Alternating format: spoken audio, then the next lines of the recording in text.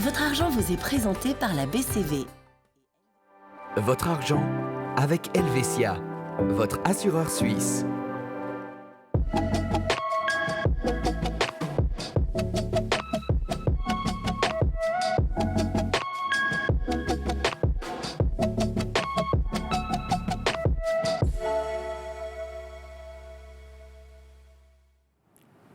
Bonjour et bienvenue dans l'émission Votre argent. La Suisse est le pays des associations. Saviez-vous que le pays en compte environ 100 000 à ancrage local, que ce soit dans les villes, dans les villages, il y en a un peu partout.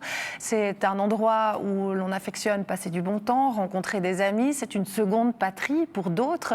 Des associations qui ont pour but d'avoir un ancrage local, mais aussi qui permettent la contribution sociale ou encore l'intégration, que ce soit des clubs de gym, de foot, de musique ou encore des groupes de Mozart. Mais si elles sont source de joie, les associations peuvent aussi être tenues responsables de préjudices lors d'événements.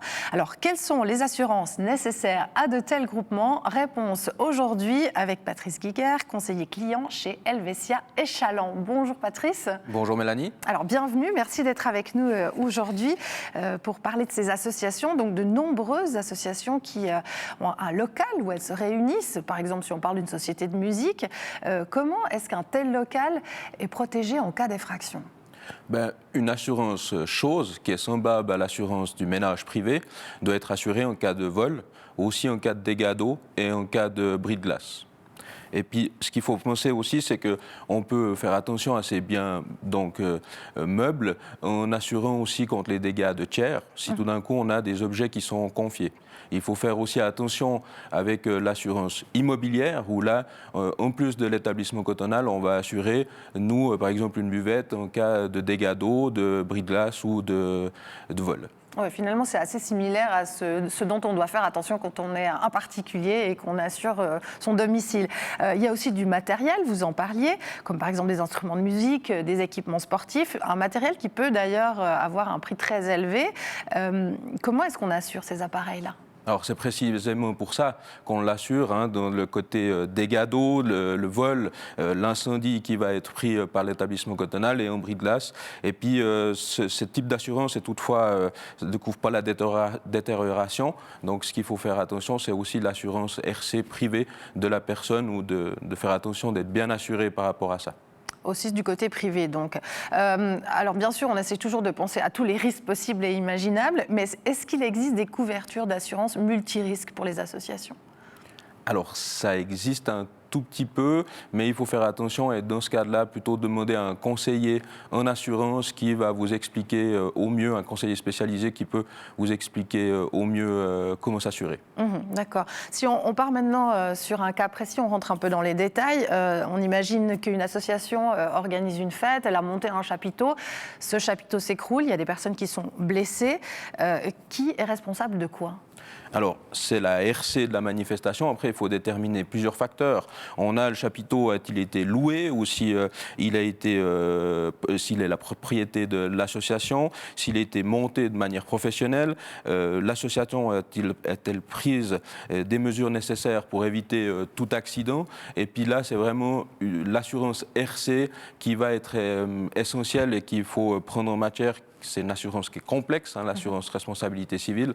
Donc, de regarder aussi avec un conseiller qui peut vous conseiller au mieux de savoir s'il y a besoin d'une, mais c'est quelque chose d'essentiel. Donc, on la donne souvent on la demande souvent aux assureurs. Bon, ce qu'on comprend, c'est que vraiment, il faut être accompagné. En tout cas, c'est le meilleur moyen d'avoir les bonnes assurances.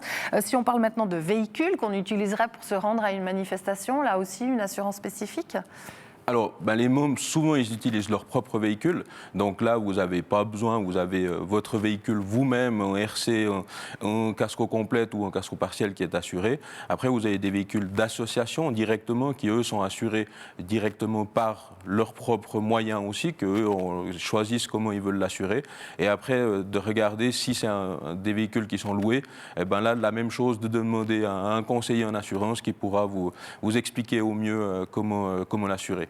Un dernier point rapidement, Patrice, si on parle des entraîneurs, des chefs d'orchestre ou encore du personnel auxiliaire qui est engagé à l'occasion d'une fête, comment on s'occupe de ces personnes-là ? Il faut les assurer ? Alors c'est un peu la question sensible aussi. À partir du moment où l'association elle verse des salaires AVS à cette personne, les personnes sont obligatoirement assurées en cas d'accident professionnel. Si elles travaillent plus de 8 heures par semaine, c'est des accidents non professionnels qu'on va assurer aussi. Mais il faut faire attention à ça aussi. Puis les cotisations sociales doivent également être versées selon le montant de l'indemnité. Puis une solution de prévoyance professionnelle doit être aussi souscrite. Parfait, Patrice. Merci beaucoup pour toutes ces informations. Merci d'avoir été avec nous aujourd'hui sur le plateau. Quant à vous, on vous retrouve très très bientôt pour un nouveau numéro de Votre Argent. Au revoir.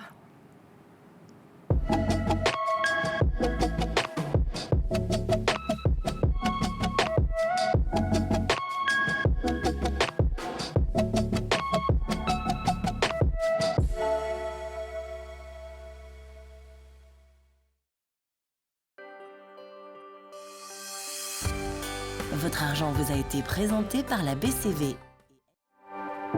C'était Votre Argent avec Helvetia, votre assureur suisse.